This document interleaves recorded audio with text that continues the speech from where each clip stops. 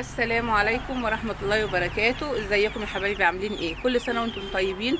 النهاردة ان شاء الله اول يوم في رمضان، ربنا يجعله شهر خير وبركة وسعادة ويرزقنا كلنا الخير والبركة بإذن الله. ان شاء الله النهاردة هنبدأ مع بعض. عايزين بقى نشوف الكتاكيت بتاعتنا عملت ايه. بقالنا كام يوم بحط لهم الاكل بس ما بصورش بقى عشان بقى مشغولين عشان رمضان وكده وحاجات بننزل نجيبها وكده، فكل سنه وانتم طيبين. فانا النهارده ان شاء الله اهوت لسه بادئه معاكم من الاول خالص، لسه هو فاتحه عليهم دلوقتي.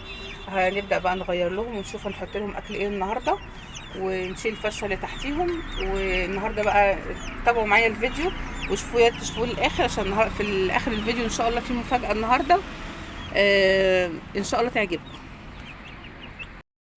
انا شلت الفرشه اهيت اللي تحتيهم، واخدهم بقى دلوقتي كده هننزلهم فين؟ هننزلهم في الجزء اللي تحت هنا ده، عشان انا عايزه الجزء اللي فوق هعمل فيه حاجه تانية.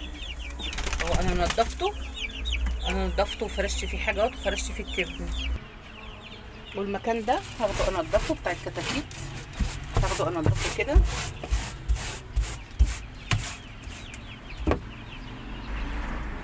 انا نضفت كده العشه اللي فوق بتاعتهم، وعايزه بقى اجيب فيه حاجه جديده النهارده نحطها. نقول بسم الله الرحمن الرحيم، اللهم صل على سيدنا محمد. ونقول بسم الله. هنا جبت بطه اهوت، بط نسكوفي. انا جبت 6، وان شاء الله كده نربيهم مع بعض وباذن الله يبقوا كويسين، ونتابع مع بعض كل يوم ايه اخبارهم، وهيكبروا معانا ويوصلوا للوزن قد ايه، وكل يوم مع بعض باذن الله.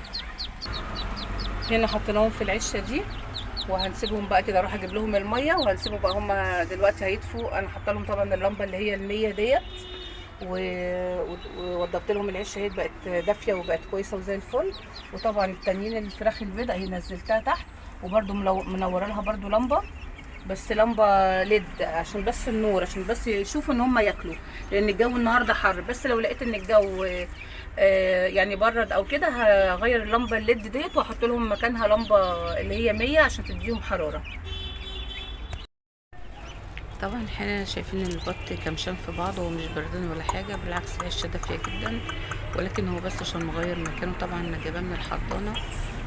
هو الراجل قال لي دوت النهارده تاني يوم ليهم، فطبعا لسه طالعين من الحضانه فمستغربين المكان، لكن هم مع الوقت ياخدوا على المكان وهيبداوا ياكلوا ويشربوا عادي زي ما انتم شايفين كده. نحط لهم الاكل وحط لهم الميه، مدفيه لهم العشه وفرشه لهم تبن نضيف، والدنيا عندهم تمام.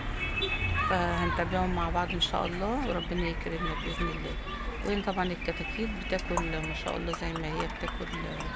طبعا العلف بتاعها ومحطوط عليه الكركم، وهنا الميه بتاعتها، وما شاء الله هم زي الفل زي ما انتم شايفين. وطبعا كبروا، ولكن انا مش هوزن دلوقتي، انا هوزن بعد مثلا 15 يوم 20 يوم يكون وزنهم بان وعرفت هم بالظبط قد ايه. وهنا ادي البط اهوت. طبعا زي ما انا بوريكم كده ان العلف مش محطوط عليه اي حاجه، وطبعا بحاول اشد البطه انها تاكل، بس طبعا هما كبشرين في بعض. ويا رب يكون الفيديو بتاع النهارده عجبكم، واتمنى ان انتم متنسونيش في اللايك والشير والكومنت، وكل سنه وانتم طيبين.